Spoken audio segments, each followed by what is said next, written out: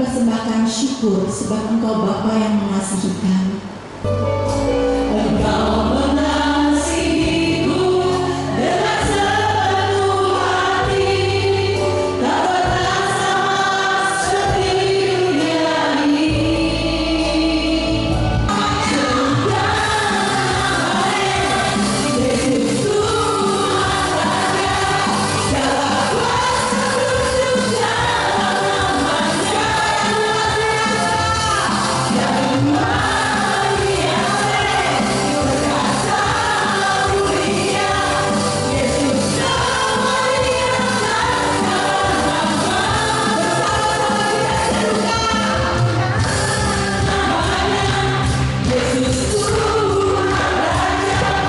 segala kuasa tunduk dalam namanya.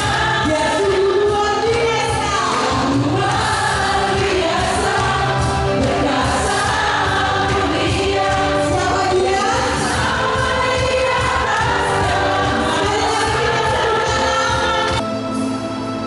Sungguh Engkau segalanya di dalam hidup kami.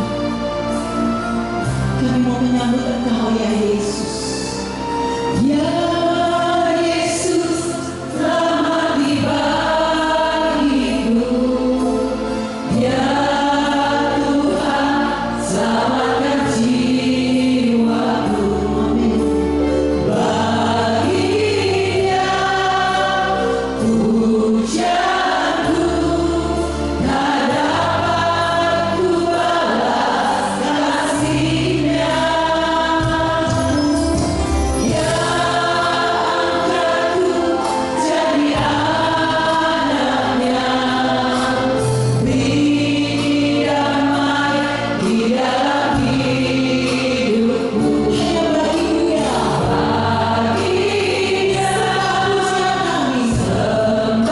bagimu ya, baginya sembah kami, hanya Dia segalanya, baginya bagimu ya Yesus.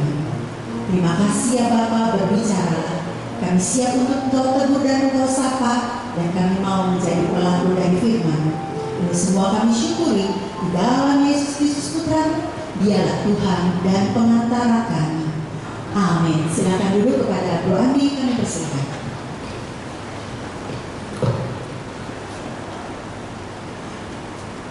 Iya, Shalom Bapak Ibu yang dikasih Tuhan Yesus. Apa kabarnya? Kalau ditanya apa kabar, pasti jawaban itu sih saya tahu. Kalau nggak baik, luar biasa ya. Tapi tahukah jawaban-jawaban itu secara seringkali jadi denial bagi kita. Artinya apa yang kita katakan tidak sesuai dengan realita yang ada pada kita. Mungkin aja kita lagi terbeban, lagi dalam pergumulan. Apa kabarnya? Baik, padahal remuk redam di dalam. Ya kan? Secara psikiater, psikolog pasti bilang itu nggak boleh karena kita membohongi diri. Tapi kita percaya tidak yang disalib, maka kita perkatakan itu dengan perkataan iman. Itu ya. Jadi apapun situasi, keadaan hati kita, seberat apapun, dengan iman kita berkata semua baik-baik saja. Amin. Kita apa tema kita hari ini? Ego dan kerendahan hati. Agak susah sih ya. Kalau orang ego nggak pernah rendah hati, setahu saya. Karena di dalamnya ego. Kita buka dulu yuk. Ayatnya dari 2 Timotius 3 ayat 1 sampai 3. 2 Timotius 3 ayat 1 sampai 3 dikatakan demikian. Ketahuilah bahwa pada hari-hari terakhir akan datang masa-masa yang sukar. Dikatakan apa ayat 2? Manusia akan mencintai dirinya sendiri. Jadi menjelang akhir zaman, masa-masa akhir, manusia akan mencintai diri sendiri dan menjadi hamba uang. Mereka akan membual dan menyombongkan diri. Mereka akan menjadi pemfitnah. Mereka akan berontak terhadap orang tua dan tidak tahu berterima kasih, tidak memperdulikan agama, tidak tahu mengasihi, tidak mau berdamai, suka menjelekan orang, tidak dapat menekan diri, garam tidak suka yang baik. Renungkan, ada nggak di antara itu pada diri saya? Ya kan? Nah, sebelumnya saya mau lihat, boleh ditampilkan satu keluarga. Kenal? Saya juga nggak kenal sih. Namanya Tonilo. Itu anaknya dan itu istrinya, anaknya umur 23 tahun. Ya. Nah, waktu Tonilo menikah kemudian punya anak usianya 9 bulan, si Tony itu divonis dokter kanker otak. Nah, mereka belum terima Yesus, bahkan nggak percaya Yesus. Apalagi istrinya punya penasihat spiritual, orang pintar. Jadi waktu Tony divonis kanker, istrinya bilang, tenang Ton, saya telepon guru spiritual. Dia telepon guru spiritualnya, bilang, ini dikasih 4 kertas ada tulisannya bakar dan minum. Lalu diikutin, suami dia bertanya, ini ngapain gue makan air arang? Sudah, minum aja yang penting sembuh. Lalu dia minum, tapi gak sembuh. Yang ada lehernya makin besar. Jadi kansernya mulai menyebar. Waktu keluhan kedua datang, istri masih bilang tenang, telepon lagi. Yang kedua dikasih arak dengan rendaman kalajengking, tapi dibungkus pakai koran supaya suaminya nggak tahu itu air apa. Minum aja pokoknya, nggak sembuh juga. Yang ketiga agak ekstrim. Si guru spiritualnya bilang, ini suamimu harus dilakukan tindakan yang ekstrim. Suruh dia naik di atap yang paling tinggi, hujan-hujan, biar kansernya disambar petir. Saya bilang bukan kansernya yang disambar petir, orangnya ikut angus gitu kan. Tapi saking pengen sembuh dan hilang akal sehat, dia naik. Untung aja petirnya nyamber, iya kan? Nah, setelah 3 kali gagal, istrinya mulai berpikir, wah ini tidak benar nih, mesti bawa ke rumah sakit. Akhirnya dibawa ke rumah sakit, di rumah sakit Elizabeth Singapura, tapi ditolak dokter cuma bilang begini, aduh kamu ini ya, negara mana yang boleh kamu pergiin? Mending kamu pergi ke sana, kamu bersenang-senang, nikmati. Karena kamu tuh udah seperti kanker berjalan. Jadi kansernya sudah menyebar kemana-mana. Nah, singkat cerita, boleh gambar yang otak. Ternyata kansernya sudah sebesar biji alpukat, jadi harus dibuang. Maka otaknya dipotong 1/4. Lihat ya, otak dipotong 1/4. Saya nggak bayangin. Orang kalau bagian ini ya dibuang, maka dari leher ke bawah mati, lumpuh total, nggak bisa ngapa-ngapain. Profesional pun udah nggak bisa melakukan apa-apa. Sudah dipotong itu pasti bagian itu membuat lumpuh total. Ya, sehingga cerita istrinya masuk Kristen, menerima Yesus, lalu menceritakan kepada suami tentang Yesus. Ya, suaminya sombong, ego, dibawa pendeta, dia bilang, ngapain kamu datang ke sini? Kamu kan cuma asistennya Tuhan. Kalau mau Tuhannya dong yang datang. Itu si Tony. Kemudian makin parah, dia koma. Waktu koma, ya dia mimpi. Dia bilang di dalam koma itu dia melihat ada cahaya datang kepada dia yang dia pikir matahari terbenam ke dia. Tapi dia lihat itu seperti sosok yang dia bayangkan itu seperti yang digambarkan istrinya Yesus. Waktu dia sadar, dia cuma dengar suara Yesus bilang gini, jangan takut Tony, aku berjalan di depan. Belum dia terima Yesus, tapi sebetulnya begitu dia bangun dan koma dia Kristen karena mengalami perjumpaan. Nah, Tony punya kerinduan cari tahu siapa itu Yesus. Di tengah kelumpuhannya itu, ketika dia duduk di kursi roda, istrinya taruh kitab suci di pangkuannya. Istrinya sentimen juga mesti dibacain ya. Orang apapun gak bisa bergerak ditaruh di pangkuannya. Rasa dalam ingin tahu tentang Yesus, maka tiba-tiba kelingkingnya yang kanan itu bisa bergerak, kelingking doang. Maka dia bisa buka tuh, dari Kejadian sampai Wahyu dia baca dalam waktu 30 hari. Oke ya, di sini udah bertahun-tahun belum bisa bisa. 30 hari dia buka pakai kelingking. Selesai dia baca, dia lihat kakinya seperti nyala api di kursi roda itu. kakinya kebakar gitu. Kira-kira kalau kaki kita kebakar, apa yang kita reaksi kita? Lompat kan? Nah itu yang dia lakukan. Dia lompat, tiba-tiba kok dia bisa berdiri, dia bisa merangkak, kok dia bisa jalan. Sampai akhirnya istrinya bawa lagi ke rumah sakit, ke dokter yang sama. Dokter sama tanya, kamu betul Tony? Karena mustahil orang yang otaknya sudah seperempat dibuang dapat berdiri, apalagi berjalan. Bahkan sampai anak itu umur 23 dia sehat-sehat gitu. Apa yang jadi pelajaran kita? Pertama, hatinya dengan rendah hati mencoba mencari siapa Yesus. Kita punya nggak kerinduan itu? Kerinduan kita tuh cuma sembuhnya doang biasanya, tapi nggak mencari tahu tentang pribadi itu. Nah itu yang dia lakukan. Punya kerinduan yang dalam sampai dia bisa baca dari Kejadian 1 dalam 30 hari saking ingin tahu siapa sih pribadi ini. Itu kan butuh kerendahan hati, betul ya? Buang ego semua. Ya, maka ketika dia sembuh sampai anak umur 23 padahal divonis gak lama lagi, tapi dia bisa berjalan, bekerja dan normal. Sayangnya dia nggak lakukan CT scan lagi. Kalau dia dilakukan CT scan, saya percaya otaknya utuh, dikasih otak yang baru sama Tuhan. Betul? Kalau nggak mungkin, karena menurut dokter ahli itu nggak mungkin dia bisa berjalan. Nah, masalahnya Paulus mengajarkan kita supaya kita bisa mengisi hidup kita yang kita awali dengan dasar dari firman kita siapa? Yesus Kristus. Betul? Ketika kita dibaptis, bertobat, maka kita meletakkan dasar hidup kita, kasih karunia Yesus Kristus, keselamatan jadi dasar. Setuju nggak nih? Kita punya dasarnya yang sama dulu. Betul? Maka ketika kita punya dasar yang teguh, yang kuat, yang kokoh, kalau kita tidak bangun dengan bahan yang benar, seberapapun bangunan kamu hebat, pasti roboh. Ya, maka Paulus mengajarkan supaya kita membangun kehidupan kita dengan apa yang Tuhan kehendaki, bukan apa yang kita kehendaki. Kalau apa yang kita kehendaki, pasti ego terus yang muncul.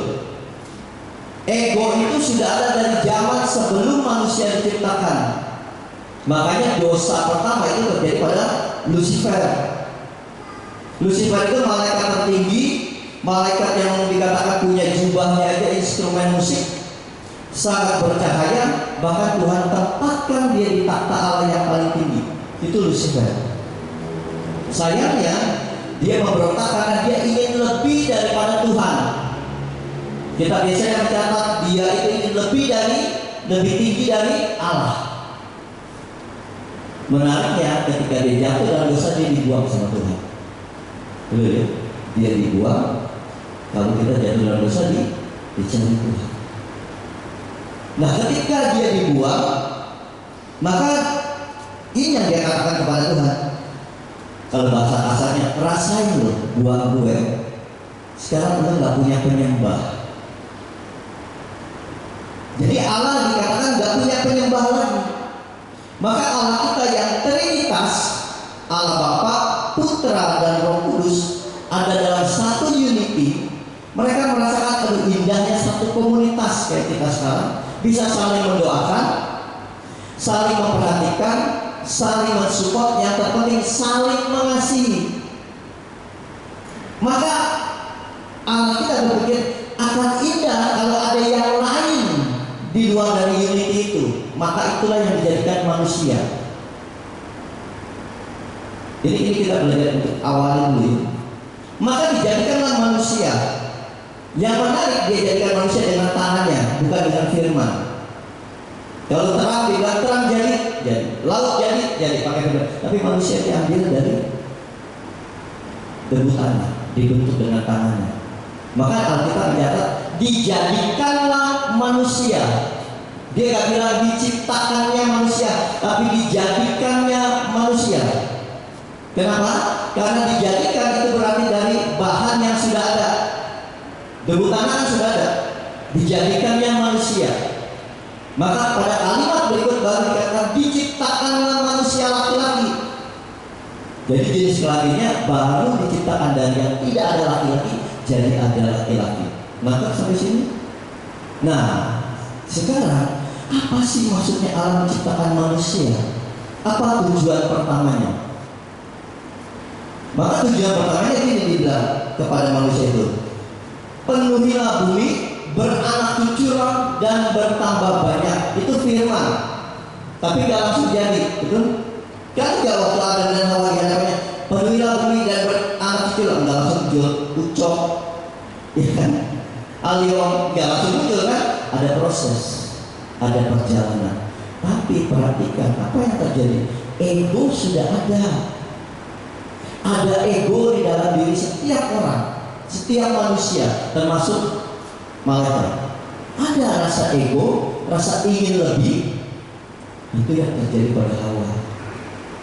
Maka Lucifer tahu kelemahan manusia, maka dia cobai dengan itu. Ditawarkan untuk menjadi sama seperti manusia. Kalau kau makan buah ini, kata Tuhan, atau kau raba, maka kau akan mati. Betul? Ya kan? Tapi istilahnya apa? Kalau kau makan, kau nggak akan mati, tapi sama seperti Allah. Padahal kan dia diciptakan serupa dan sama dengan Allah. Tapi karena ingin bukan lagi bicara tentang kepentingan Tuhan, tapi kepentingan diri sendiri, maka dia lakukan itu dan jatuhlah dia di dalam dosa. Maka untuk menghilangkan ego yang membuat manusia jatuh di dalam dosa, maka kita harus belajar prosesnya. Prosesnya ketika kita mulai menerima Yesus sebagai Tuhan dan Juru Selamat, maka kita harus menanggalkan manusia lama kita. Jadi betul-betul kalau kita sudah dibaptis menerima Yesus, kita bukan lagi manusia yang kemarin. Harusnya sudah baru, udah gak ego. Karena manusia Kristus yang katanya anak-anak Allah itu nggak lagi mementingkan tentang dirinya, semua tentang Tuhan. Saya lihat teman-teman, saya lihat Tuhan. Makanya punya belas kasih selalu. Nah, ada nggak di dalam kita belas kasih? Kenapa nggak ada belas kasih? Karena kita sulit merendahkan hati kita. Segala sesuatu yang kita lakukan kita ukur semua tentang kita. Ada untungnya, termasuk pelayanan. Kayak saya nih pelayanan, bukan jaminan loh saya melayani begini udah pasti masuk surga. Nah dulu kemungkinan masuk surga iya, belum tentu masuk. Orang pelayanan mendingan orang biasa yang tidak banyak melakukan kegiatan, tapi dia hidup melakukan apa yang Tuhan mau. Kalau itu tiket langsung ya, karena dia melakukan apa yang kehendak Tuhan. Kalau yang melayani belum tentu melakukan apa yang kehendak Tuhan. Pasti ada yang bilang, bukankah melayani itu kehendak Tuhan? Betul. Tapi orang semakin melayani, semakin terkenal, bukan kehendak Tuhan lagi yang dia lakukan, kehendak dirinya. Makanya hati-hati, bisa jatuh di dalam situ, di dalam pencobaan. Maka ego harus dibuang. Kalau kita mau buang ego, kita harus mengenal Allah yang menciptakan kita, supaya mengerti apa yang Allah mau di dalam kehidupan kita, maka kita bisa buang sifat-sifat itu.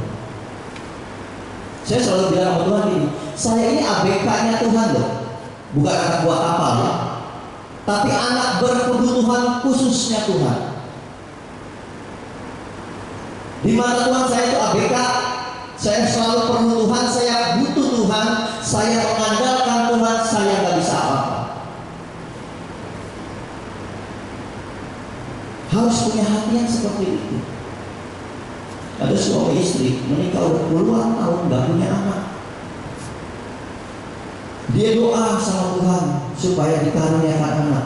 Tahun ke-11 istrinya hamil. Sukacitanya wah, bentar-bentar bikin pesta syukur ini, bentar-bentar bikin pesta syukuran terus sampai masa pada waktu dilahirkan.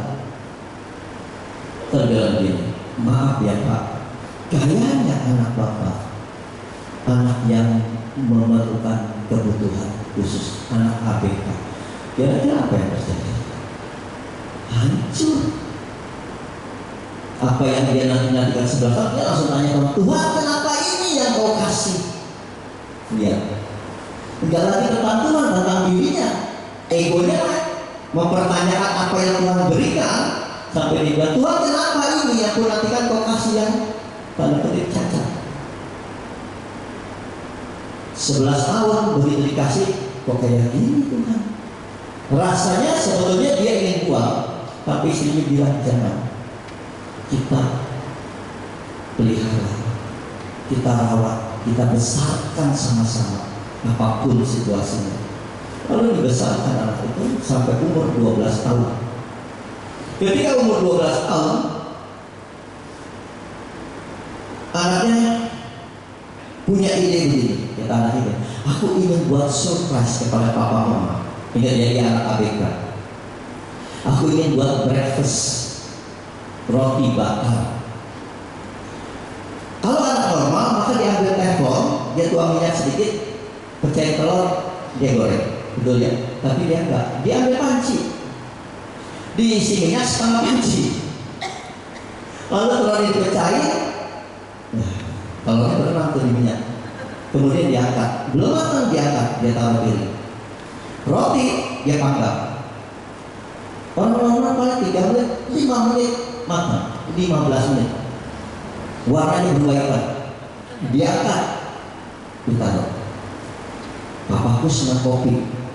Dia bikinin kopi, 3 sendok makan. Kental banget, hitam banget. Taruh. Dia bangunin papanya. Pak, bangun Pak. Aku punya kejutan buat Papa. Apa? Aku bikinin sarapan pagi. Ayo Pak. Papanya tuh, Papa udah ngeliat hitam, telur nggak matang gitu kan, kopinya juga pekat banget gitu kan. Ayo Pak, coba Pak, coba. Lalu digigit sedikit rotinya, keras, pahit, gitu. Anak-anak, gimana Pak, enak nggak buatan aku? Enak. Kalau enak habisin dong Pak. Habisin nggak? Jujur, habisin nggak? Habisin. Lalu kopi, dia kental banget, tapi dia tidak minum dan dihabiskan. Anaknya konfirmasi ke papanya setelah semua dia bisa. Gimana Pak? Betul enak Pak? Enak, kata papanya. Kalau yang buat anak yang papa saya pasti enak.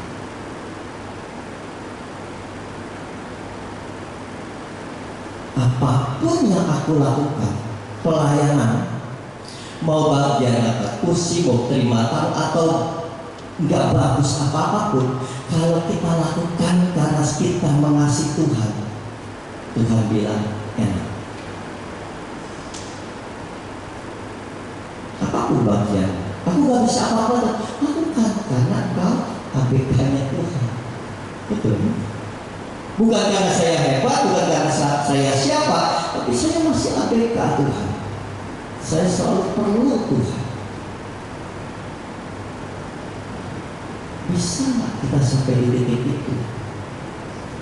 Itu kan harus mengalahkan ego, kerendahan hati yang diperlukan. Bisa nggak? Kadang-kadang kita merasa kita mampu, kita hebat, kita lupa. Apapun yang kita lakukan karena Tuhan sebetulnya. Betul. Waktu kita doain orang-orang sembuh, bukan karena saya, karena Tuhan. Tapi orang lupa. Akhirnya dia pikir, ya udah dia cari ketenaran dan dia nyaman di posisi itu. Akhirnya dia lupa tentang Tuhan.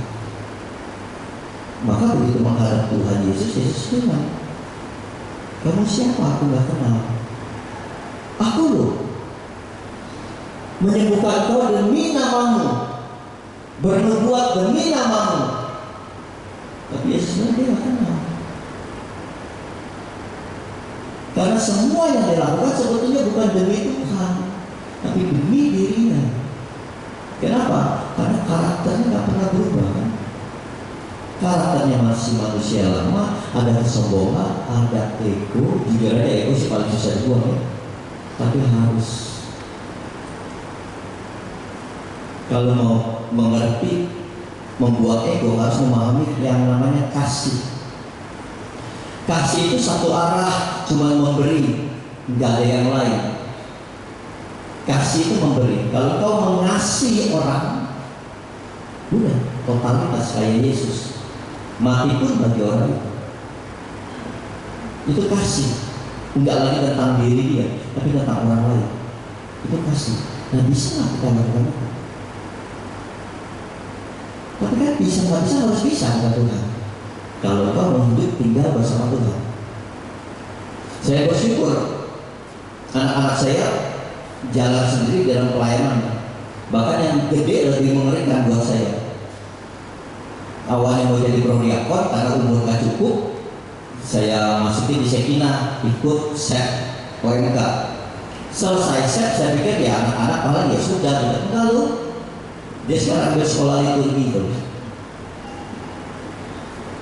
Anak sekarang kira-kira susah kan dibawa sana, tapi dia pilih sendiri. Dia ambil yang justru saya nggak pernah mau ambil, liturgis. Kalau kelas naik kamu belajar apa? Ya belajar liturgis. Terus nanti jadi bagian liturgis di paroki. Untuk ke situ jauh lagi dia di Bojong. Naik busway saya nggak pernah beli motor karena saya takut. Tapi berarti kan semua dia kalahkan tuh. Kenyamanannya dia, kesenangannya dia. Yang aja romo lagi. Sekali absen gugur tadi. Tapi kalau mau banyak yang dia kalahkan. Makanya ikut Tuhan itu sebetulnya enak apa gak enak?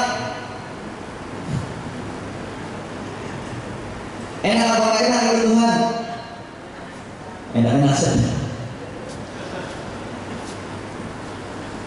Ikut Tuhan itu jelas gak enak. Alkitab kan bilang jelas, ketika engkau mengikut Kristus, engkau harus menderita. Betul nggak? Orang di waktu Ekaristia hidup lama itu penderitaan. Romonya makin lama makin menderita, saya tahu. Betul nggak? Itu yang dimaksud. Kita berani menekan semua keinginan daging kita, ego kita. Suka nggak suka kita duduk diam sampai akhirnya kita suka.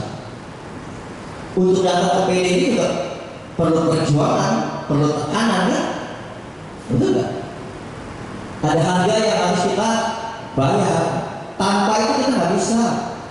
Kita akan tetap ego. Maka belajar buang ego. Karena Tuhan tahu tentang kita, siapa kita. Dia tahu persis bagaimana kita hidup di dalam kerohanian. Saya selalu bilang kerohanian itu bukan sekedar kita ibadah, rajin ke gereja, rajin berdoa, tetapi bagaimana melakukan apa yang Tuhan lakukan di dalam kehidupan kita. Enggak main-main, enggak. Kadang-kadang kita cuma berpikir, yang penting aku udah terima Yesus, udah percaya Tuhan, udah pasti masuk surga. Target kita sebetulnya juga bukan surga kok. Target kita adalah melakukan apa yang Tuhan ingin kita lakukan. Sementara Yesus punya targetnya adalah membawa kita pada kehidupan bersama-sama dengan Dia. Maka saya selalu bilang sama anak saya, Dek, namanya kecil, kamu sayang papa nggak? Sayang. Papa sayang banget sama kamu. Kalau kamu sayang papa, ya, papa nggak mau nanti ada bersama Yesus sendirian. Kamu harus ada di sana juga. Tapi papa nggak bisa bawa kamu.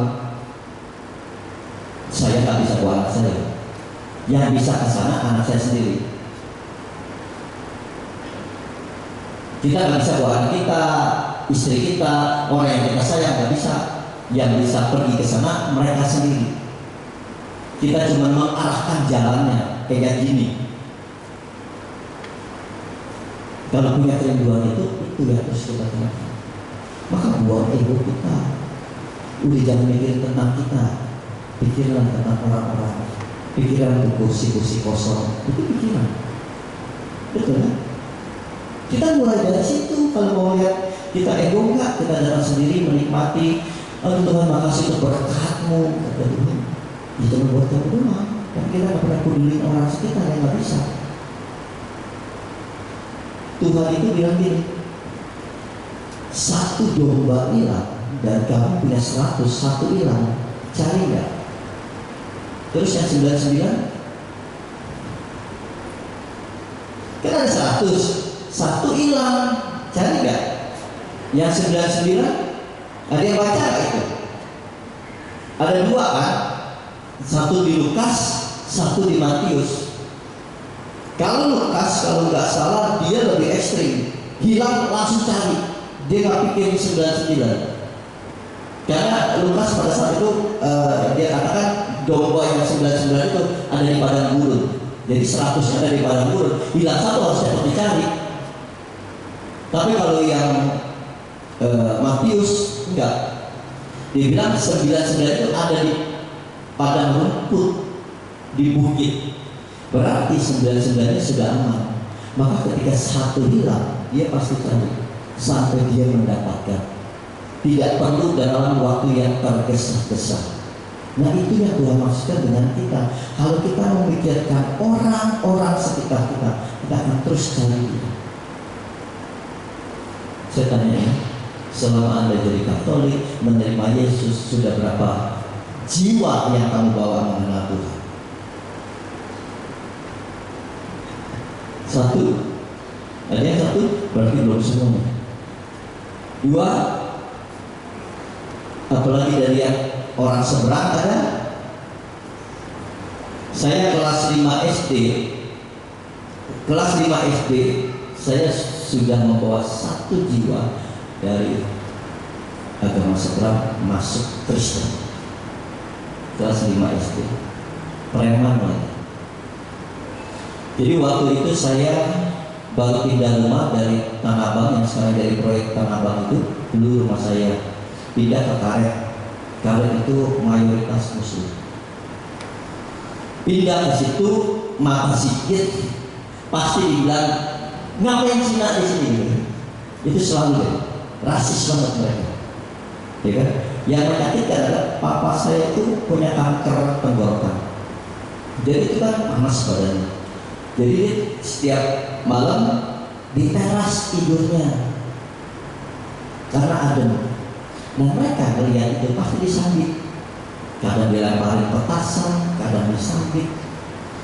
Saya masih kelas 5 itu udah marah banget kayak gitu kan.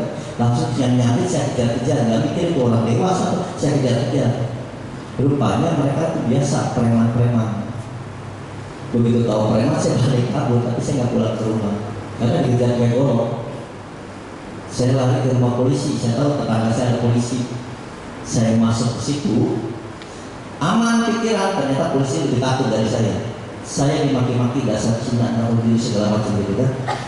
Belum tahu itu siapa gitu kan. Ya, saya pikir matilah saya, karena polisi gak bisa lindungi saya pada saat itu.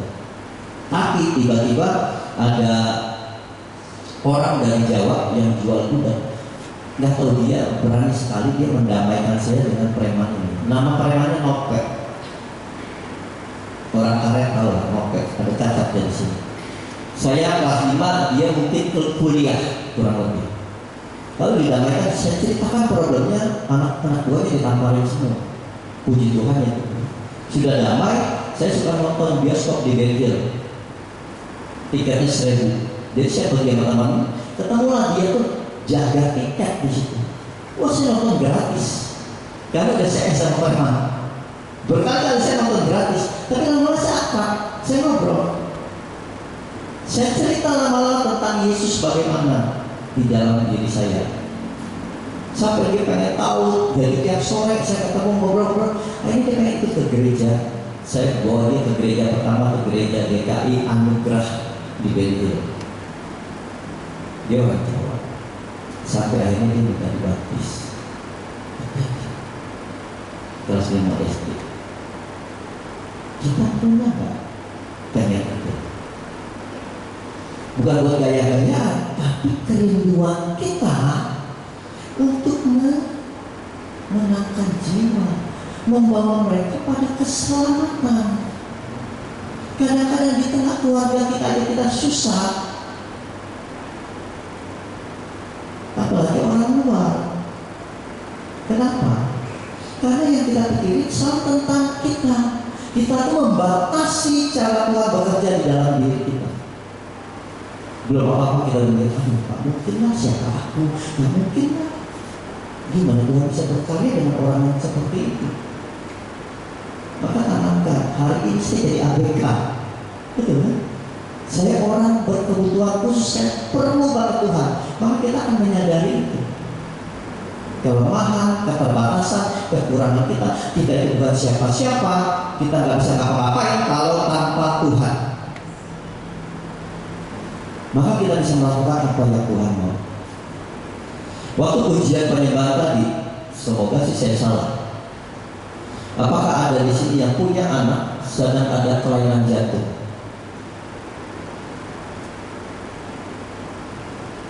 Ada? Atau cucu? Jantungnya bocor sebetulnya. Ada? Kalau ada boleh katakan nanti kita doa. Atau nggak tahu teman-teman. Kalau yang punya nanti cek. Ada? Karena tadi yang terlihat di saya itu seorang mama dan anaknya yang bolong jantungnya. Saya pernah berkatakan ini juga di PI saya sendiri. Saya bilang di sini ada perempuan, wanita yang bermasalah dengan jantung. Sama, dari angkat tangan, dari yang maju ya sudah.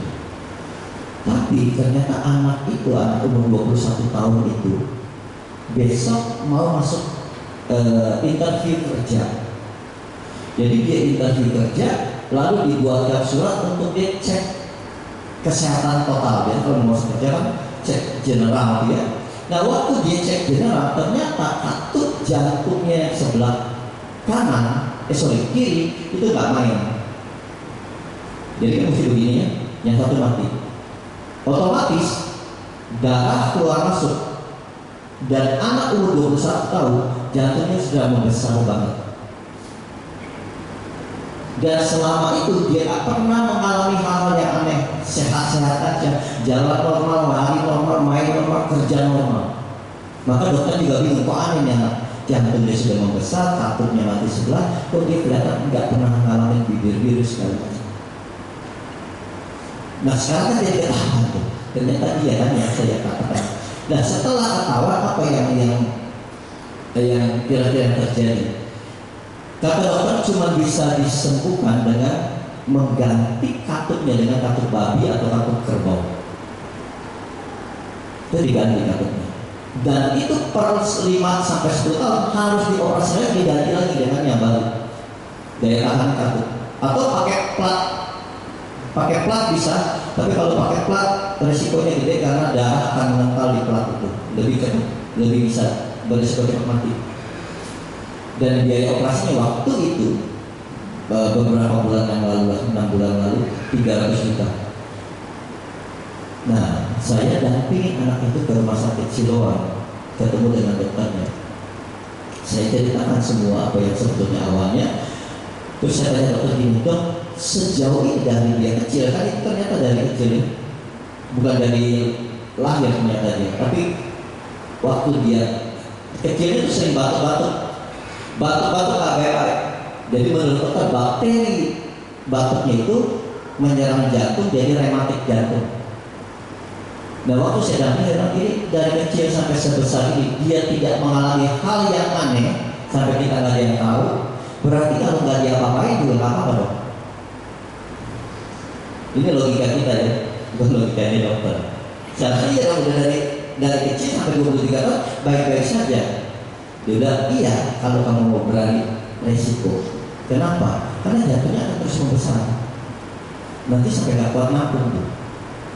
Dan paru-parunya sudah membentuk bendungan, artinya udah ada air. Nah sekarang gimana supaya tidak dioperasi? Jadi diatur pola minum, diatur pola jalan. Jadi saat ini boleh jalan berapa? Semua gerak dia diatur.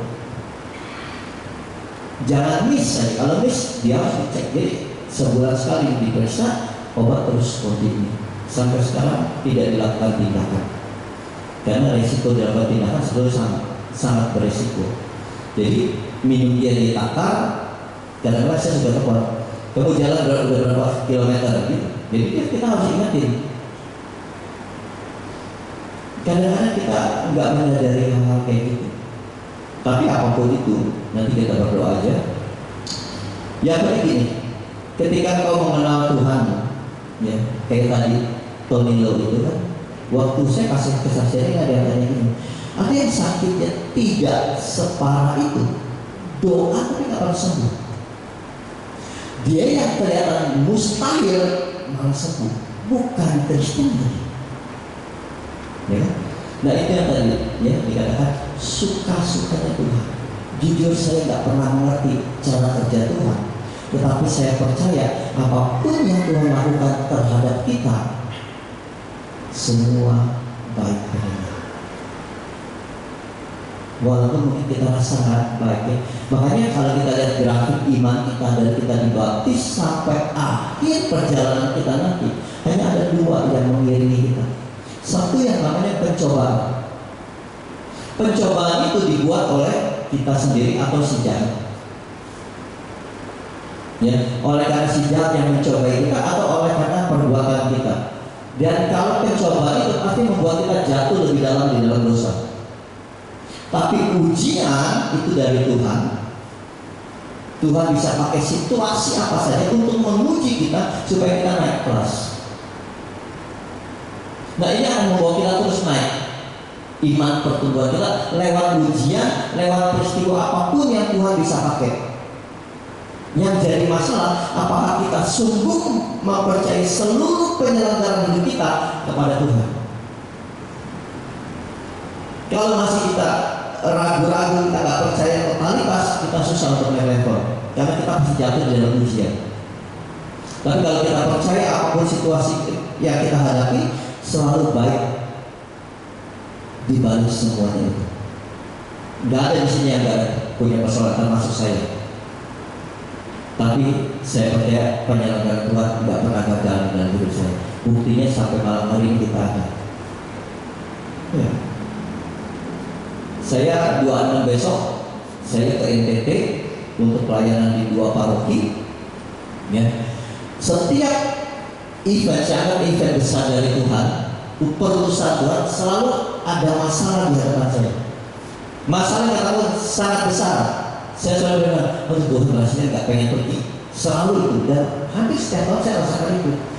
Menjelang mau event ini, urusan ini pasti masalah besar terjadi dalam hidup saya. Dan itu jadi tantangan, pergi apa enggak?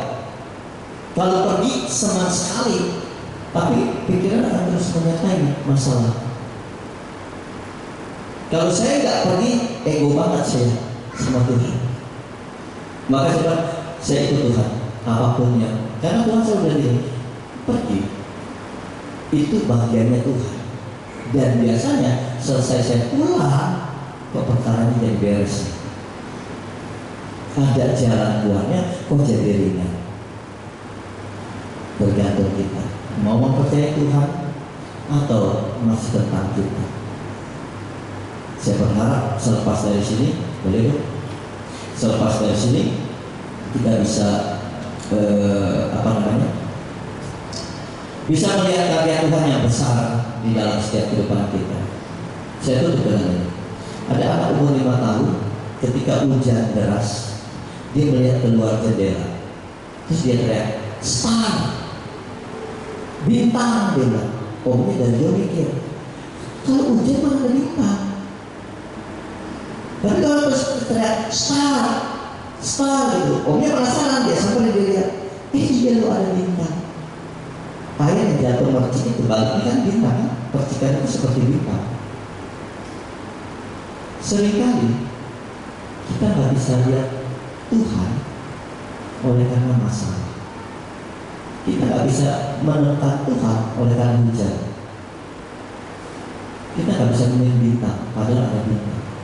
Orang Majus melihat bintang menemukan Yesus dalam bangunan.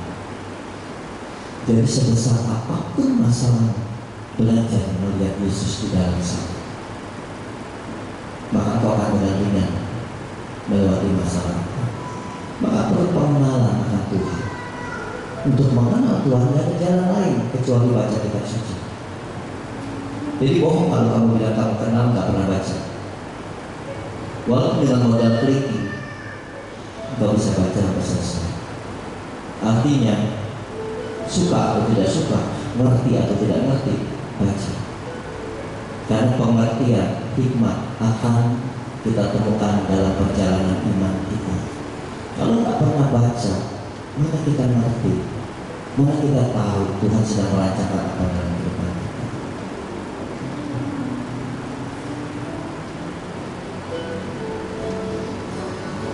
Kita siapkan hati kita.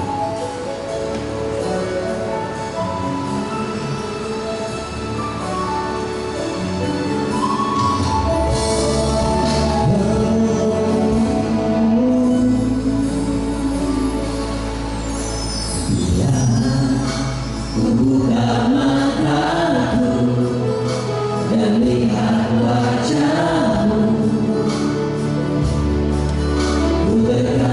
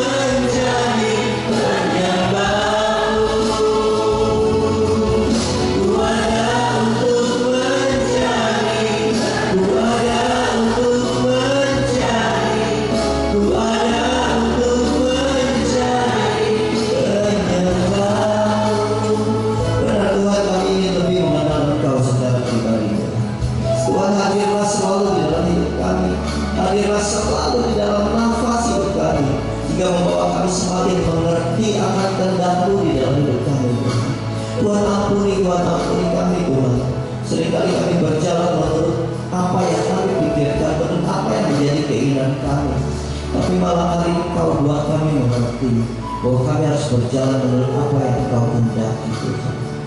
Tuhan, kami perlu Engkau. Kami sangat membutuhkan Engkau dan kami sangat tergantung kepada Engkau. Siapakah kami di hadapan-Mu ya Tuhan?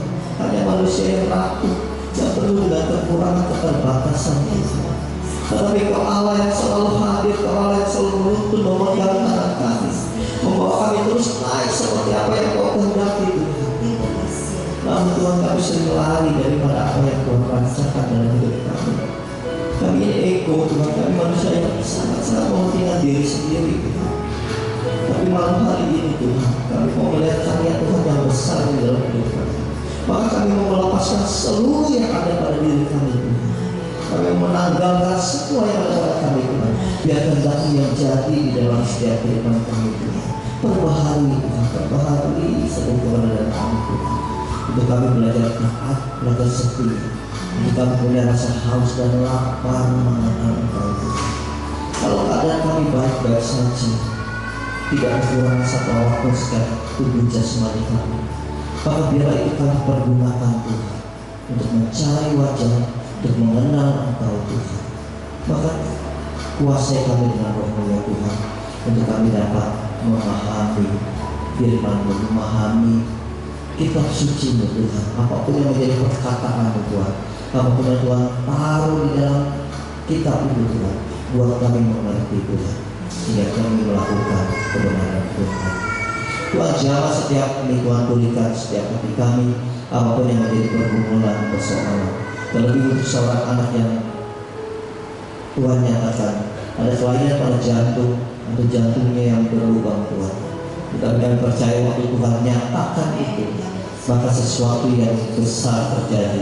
Anak itu dipulihkan, jantungnya disembuhkan di dalam nama Tuhan Yesus. Terima kasih Tuhan untuk semua yang Tuhan telah beri dan berikan. Tuhan, di dalam kami ada begitu banyak intensi doa ya Tuhan.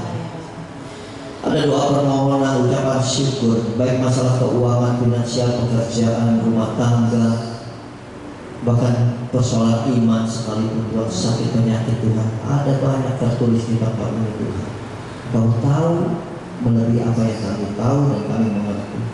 Tetapi biar semua ini kami serahkan ke dalam tangan kasih Tuhan. Kau yang memberkati setiap tulisan ini Tuhan. Dan kami percaya jawaban-jawaban dari permohonan intensi ini Tuhan sudah sediakan bagi setiap kami. Terima kasih Tuhan. Terima kasih Yesus buat malam yang begitu indah ini Tuhan. Biar ini menjadi titik permulaan kami untuk kami belajar berubah seturut apa yang Kau mau. Terima kasih Tuhan, demi Kristus Yesus Tuhan dan pengantar kami. Kau Allah kami untuk bersatu dan berkudus, berkuasa kini dan sepanjang segala masa. Amin. Bapa dan Putra dan Roh Kudus. Satu hal, kalau ada yang mau didoakan pribadi, nanti ketemu saya saja atau dengan tim doanya ada ya. Thank you Bro Andi, seberapa yang kita malam hari ini merasa mendapat berkat dari firman Tuhan. Kita beri suara-suara buat nama Tuhan.